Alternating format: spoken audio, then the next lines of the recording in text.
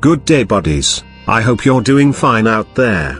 Today, we will unbox, assemble, and review an ant Formicarium named Space Station Ant Farm. To find out if this Formicarium is worth buying, to know the pros and cons, and what to expect before purchasing this ant farm. Anyway, welcome to DColonyyt.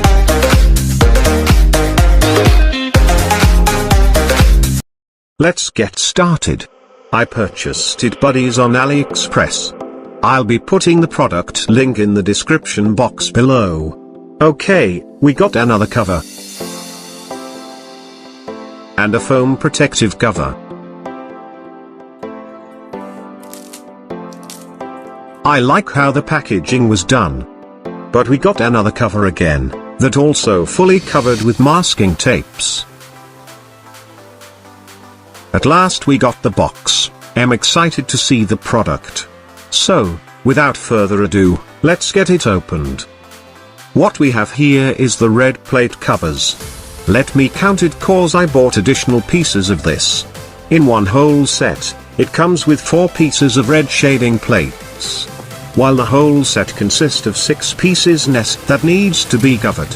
So, I don't get the point, why the whole set doesn't come with complete set of covers.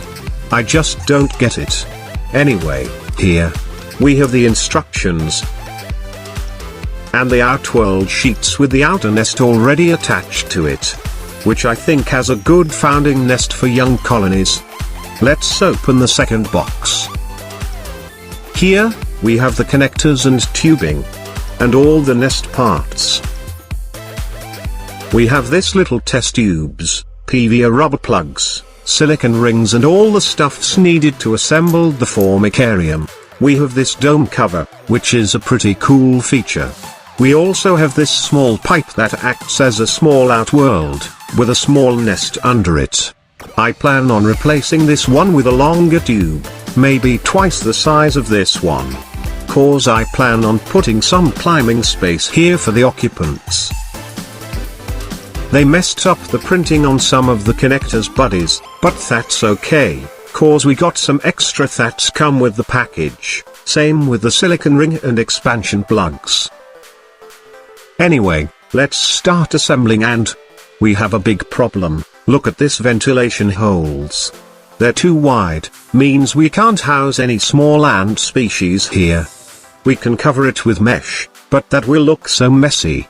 But let's see what we can do before I move one of my ant colony here. Anyway, I love this part, peeling this protective covers feels great. We can now install the hydration media, before the glass of course. I cut red acetate films to cover this part of the nest. The seller don't sell covers on this parts, but I saw some other stores have it. But I hesitated to buy cause they might not be compatible after all. We need to loosen the screws to put this red films between them easily. We can just lift this films if ever we need to check this part of the nest. Then let's put the outworld pieces together. I will glue all the corners before moving ants in, cause I don't trust this rubber rings that will loosen over time buddies.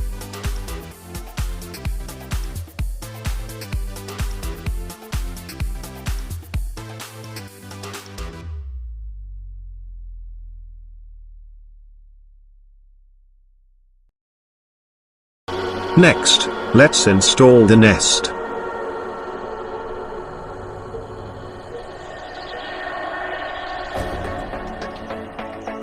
Anyway, I bought one additional nest with hydration tower, to achieve higher humidity inside the nest. Another problem buddies is they didn't cut the lock parts of all these red plates.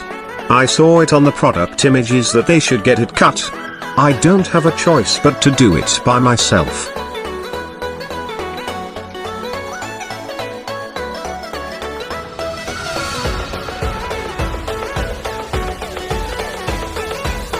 And all the regular nest is here. And nest with humidity towers over here.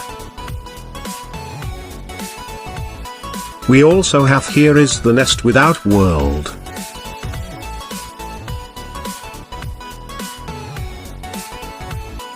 And this one is for the ant dome. This is the nest placements that I want, buddies, cause I'll be placing this ant farm on top of a hanging cabinet. So I needed to assemble it accordingly. I also placed the humidity towers on different parts, to balance the humidity inside. Let's connect them all together.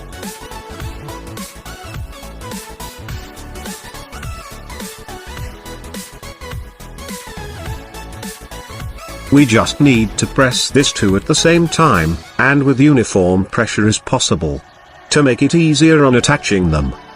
We have some uneven gaps here, so I decided to put tubes inside, just to make sure no ants will be escaping and entering to those gaps.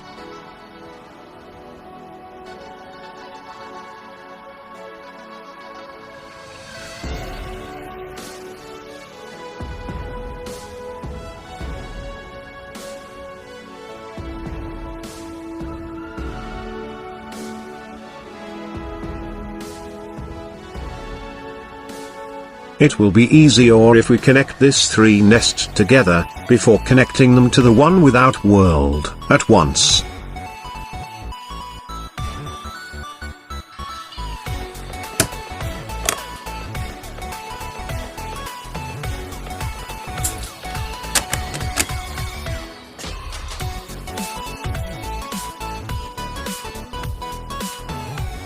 Then let's get them all connected.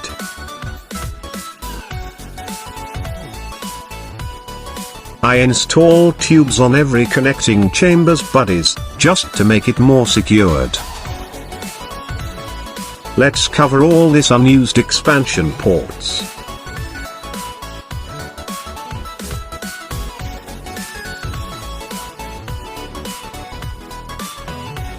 We can now install this small outworld.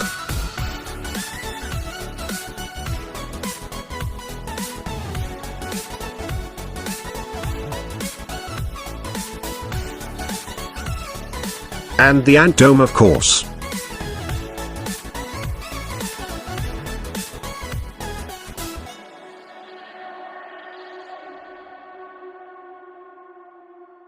Cover all the nest.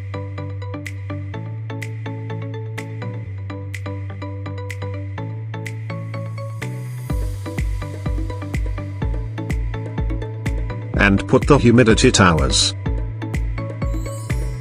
Put our outworld cover, which I really like cause like my DIY setups, this type of lids are easy to be applied and reapply ant barriers if needed. And now, buddies, let's get this ant farm rated. This Formicarium got spacious nest, plus we can have unlimited expansion. But too small foraging area, but we can purchase additional outworld if needed, but I think I will just make one later on. I'm rating this Formicarium, buddies, with 6 out of 10 stars. Cause of the following reasons. First, the outworld vents, which is too wide, making this Formicarium not suitable for small ant species. And not being escape and raid proof with those ants as well. Second, one of the humidity tower test tube ports is too small, that breaks one of the test tube when I'm trying to install it. I need to sand it first just to make the test tube fit inside.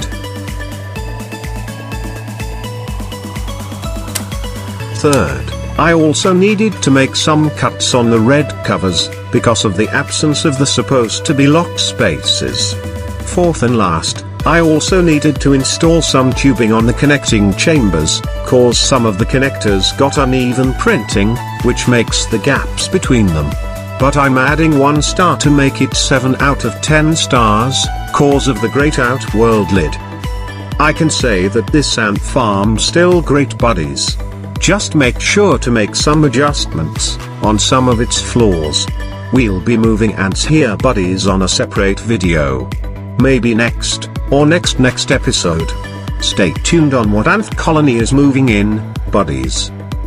I just hope you have learned something from this video, guys.